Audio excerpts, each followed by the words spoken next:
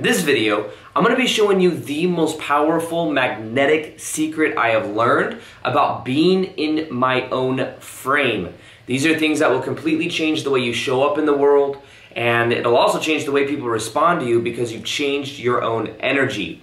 Now, the first thing to know about this is the simple saying that I've been saying as of the last couple of days, and that is, to be in your own frame, you must be able to reframe.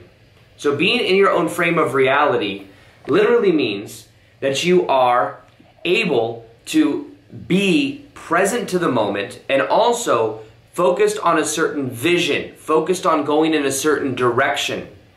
And when we're not in our own frame, we'll find that we will tune to other people and be in the frame that they want us to be in. And this is the classic saying as well, that you're either the star of your own movie or you're the cameo in someone else's movie. And energetically, you want to be the star of your own movie. Energetically, it changes everything. It also helps you let go of a lot of the neediness. A lot of times when we're trying to be the cameo in someone else's movie, we put someone else on a pedestal and we end up creating a lot of resistance in the process.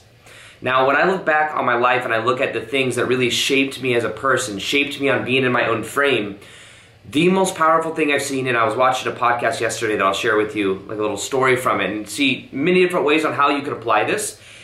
It's what changed everything about my energy. It's what changed literally like almost the timeline that I was on by changing and reframing the meaning to certain things in my life. Now, yesterday I was watching a podcast with Joe Rogan and Aaron Rodgers. Aaron Rodgers is like a famous quarterback, and he was talking about, he's like a super successful quarterback. A lot of you probably know who he is. I'm not a huge football person, however, I still know who he is, and it is, he was explaining a story when he was in this food appreciation class, and it was in high school.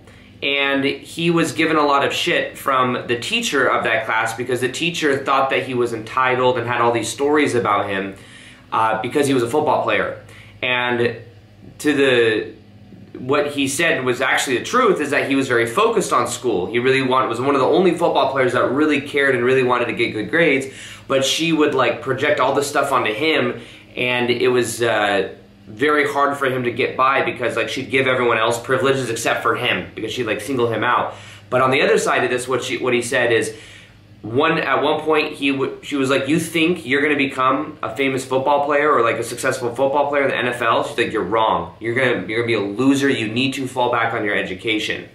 And she said all these mean things to him, and he looks back at that and can see that that was something that really shaped and really motivated him to actually become more and to live more than what that teacher's expectation of him was.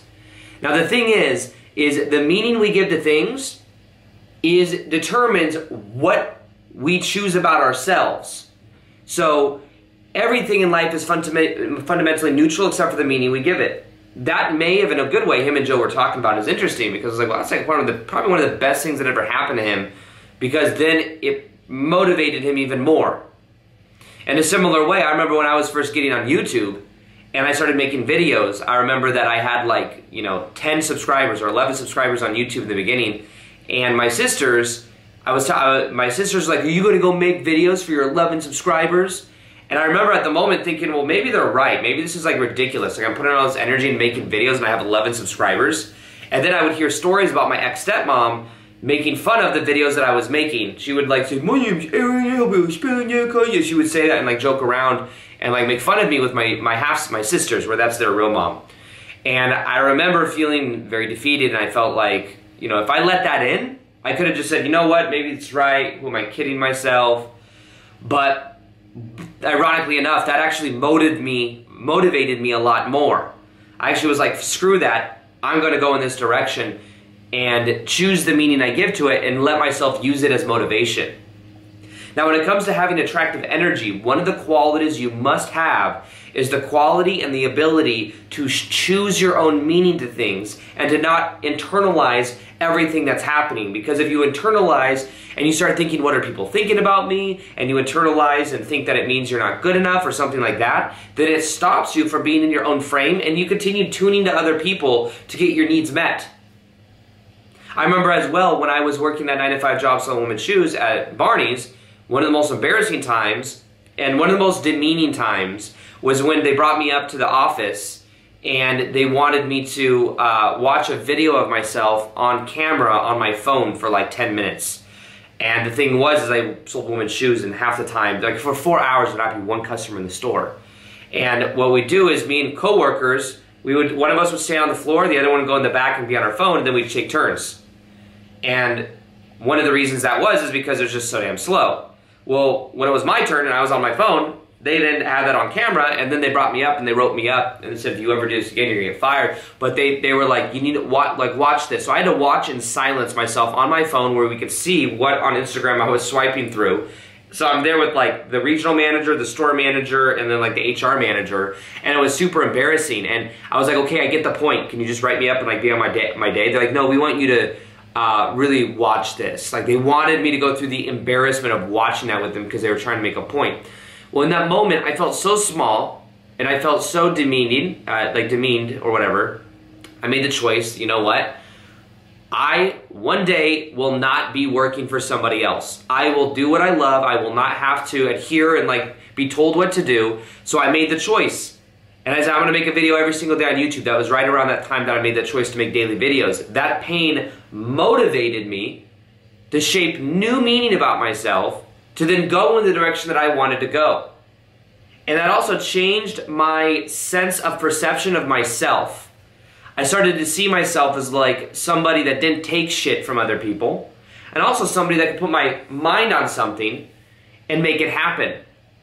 There was another time this happened too when I worked at the Rack when I was 18 years old. I worked at Nordstrom Rack, which is like where you work and you get paid hourly, and you're like, it's kind of like a luxury Ross or something like that, if you guys know what Ross is. Or, you know, it's kind of like a discount store where all the Nordstrom stuff goes to.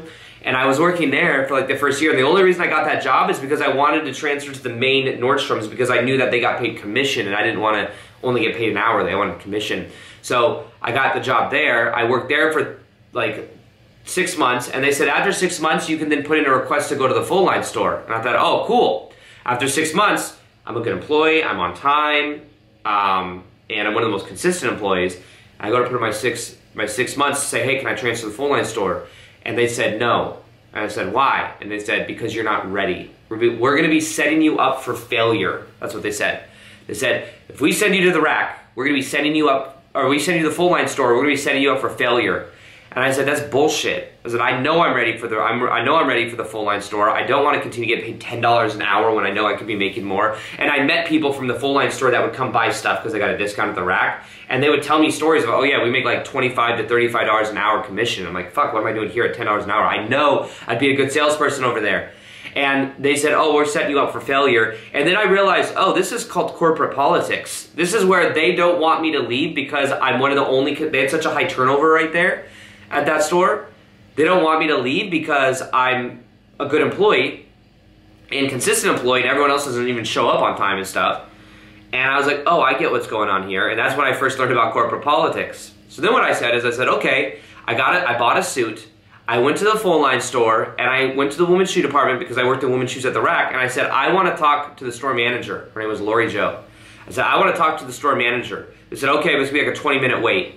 I said, okay, that's fine. So I sat there for 20 minutes. I waited for the store manager to come. When the store manager came, I said, hello, my name's Aaron, and I work at the Rack, and I want to transfer over here. I'm very motivated. I think I'm going to be a great salesperson, and I'm super excited about that. And I would love to transfer over here and to bring my talents to the Brass Plum Shoe Department.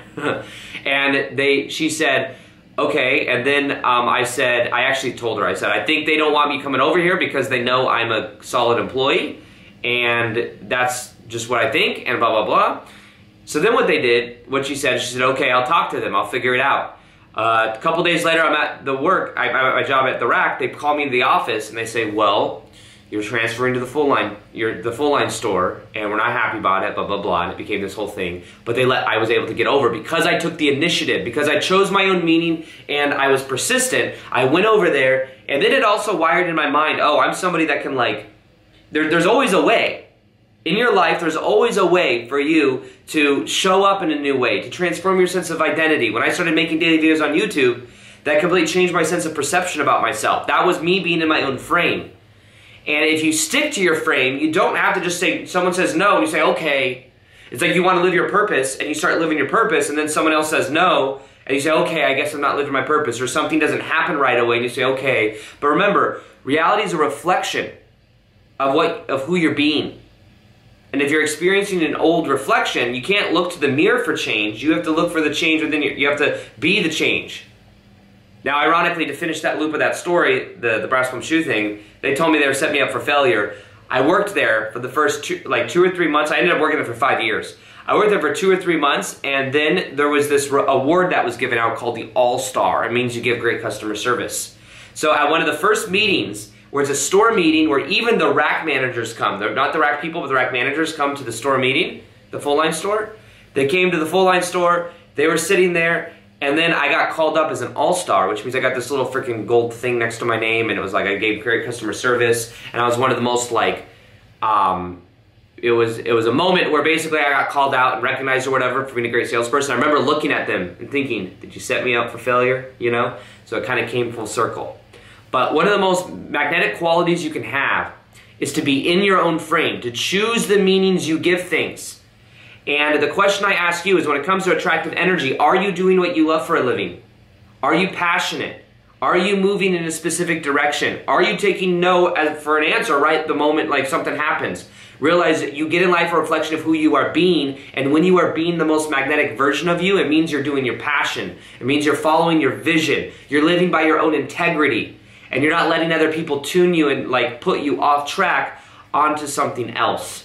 That's what really changes everything. Now, one of the most powerful ways to transform to the most magnetic version of you is something I call the MAP, the magnetic activation process. There's a free video that shows you step by step how to go through the MAP, how to become the most magnetic version of you from the inside out, how to create that identity shift in yourself. And you can click the link below to check it out. Go to aarondowdy.com/map, M-A-P.